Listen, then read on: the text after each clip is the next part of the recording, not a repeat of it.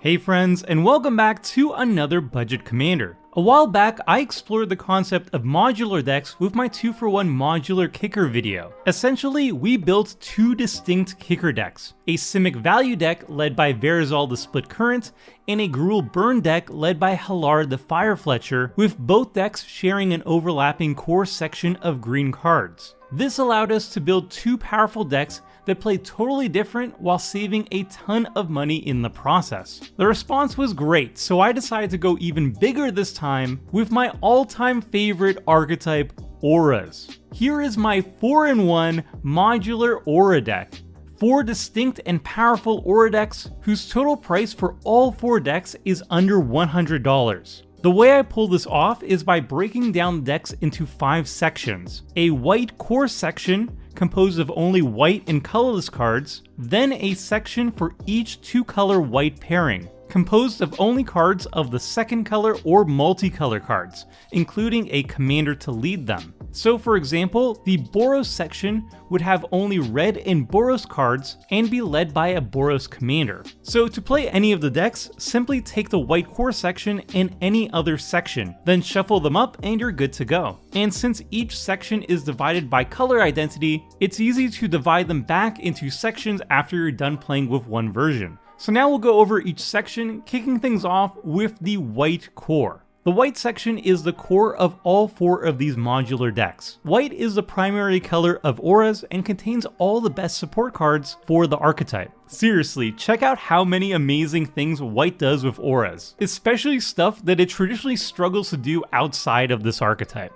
For ramp, we've got cards like Hero of Iroas, Starfield Mystic, and Transcendent Envoy as sweet mana discounts for all of our Aura spells. We've also got tons of amazing tutors like Heliod's Pilgrim, Open the Armory, and my favorite, 3 Dreams, which gets 3 Auras for 5 mana, which is absolutely fantastic. If you're looking for card draw in white, then look no further than Core Spirit Dancer and SRAM Senior Edificer, turning all of our auras into cantrips, and my all-time favorite, Sage's Reverie, which draws you a ton of cards in this deck, keeping your hand nice and full at all times. Our recursion options are pretty much unmatched, with cards like Mantle of the Ancients, Retether, and Open the Vault, putting all of the auras in our graveyard directly onto the battlefield. Absolutely amazing. And we've also got a diverse array of finishers to close out the game, like Archon of Sun's Grace and Sigil of the Empty Throne, which can build a huge token army for us, or we can turn any creature into a one-shot beast with Eidolon of Countless Battles. White's aura support is insanely good, and it's kind of crazy to me that it's not talked about more often. That's fortunate for us though, because that means the archetype is super affordable still. This white core covers, well, the core of our deck. We've got all of our essentials like ramp, card draw, tutors, interaction, recursion, and generic finishers. It is the biggest of the 5 sections, sitting at 66 cards. It provides a strong basis for our 4 decks to build off of. Now that we've got our core out of the way, let's look at our modular decks. Our Boros section is a Voltron aggro deck led by Wylith, Soul of Steel. The goal of this deck is to kill people with commander damage, something Wylith is amazing at doing thanks to its utterly busted card draw potential. Our goal is to beef up Wylith with all of our cheapo auras and start swinging for lethal damage, all while drawing a zillion cards off Wylith's attack trigger. Boros helps the strategy by providing haste with cards like Escape Velocity, Double Strike with Reyev, Master Smith, and most importantly, extra combat steps like Breath of Fury, which can allow us to take out multiple opponents in a single turn. While the primary goal of the deck is to win with commander damage, we can still easily close out games with backup win conditions like reloading on all of our auras with a hasty Storm Herald, or burying our opponents with an army of elementals summoned by Valduk, Keeper of the Flames, plus all of the other generic finishers in our white core. If you'd like to see this Wylith deck in action, I played a version of it on stream that you can check out by clicking on the card in the top right corner. Our next most aggressive strategy is our Selesnya section, a combo deck led by Siona, Captain of the Pyleus. Siona is an incredibly powerful and consistent combo commander since she's a part of an easy 2-card combo made even easier since one half is sitting in our command zone. Simply pair Siona, Captain of the Pyleas, with Shielded by Faith. When Shielded by Faith or another aura becomes attached to a creature we control, Siona makes a 1/1 creature. Then when that creature enters the battlefield, Shielded by Faith can attach to it for free, which will trigger Siona again to make another 1/1 creature, and you make infinite creatures this way. Then all you have to do is swing with your army and win the game. But this deck is far from a one-trick pony. Selesnya is the primary color pair for Enchantress, and access to green gives us tons of archetype staples like Sanctum Weaver for insane ramp, Sithis Harvest Hand for insane card draw, and Dreampod Druid for insane token production.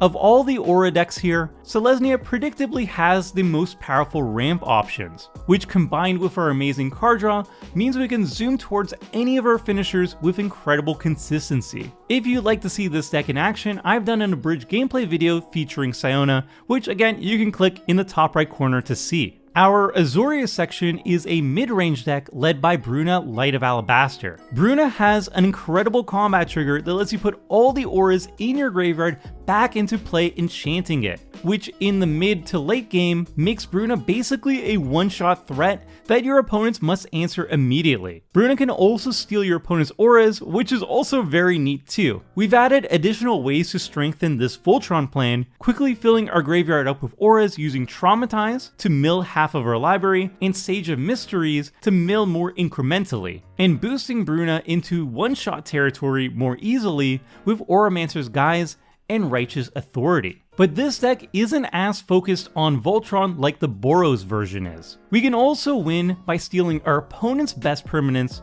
with Confiscate or Corrupted Conscience, and we can repeatedly tutor into play our best auras with Sovereigns of Lost Alara. So we can kill with our commander or even our opponent's commanders if we need to, plus we still have all of our other generic finishers. Finally, we've got our Orzhov section, which is a control deck led by Daxos the Returned, aka Cold Daxos. Of all the decks in this video, this is by far the grindiest. The goal here is to control the board while accumulating experience counters on Daxos, pumping out ever larger spirits that eventually take over the game. Since experience counters never go away, this makes Daxos a stupidly resilient commander, as you can just recast him over and over and keep pumping out those beefy spirits. Plus the spirits he makes are enchantments as well, so they trigger constellation cards like Doomwake Giant and Archon of Sun's Grace. The longer the game, the better it gets for Daxos. This deck has more removal to help control the board, like loading up Agent of the Fates with our auras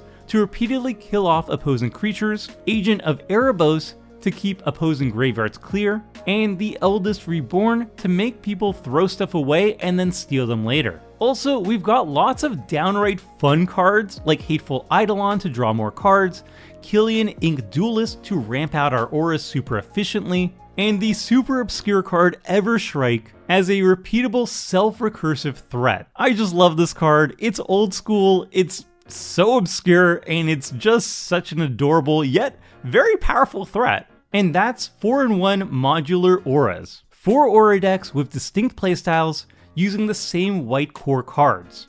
The price to buy all 5 sections at Card Kingdom, according to MTG Goldfish, is $98 at the time of recording this, which is an average of $24.5 per deck. Not bad at all. I hope this modular approach to deck building can serve as a good launching pad for your own brews while saving you money. Let me know what you think about these modular decks, and if you'd like to see more of these in the future. And if you like these sort of videos, be sure to like and subscribe to help this channel grow. That's all I got for now, so until next time friends, see ya!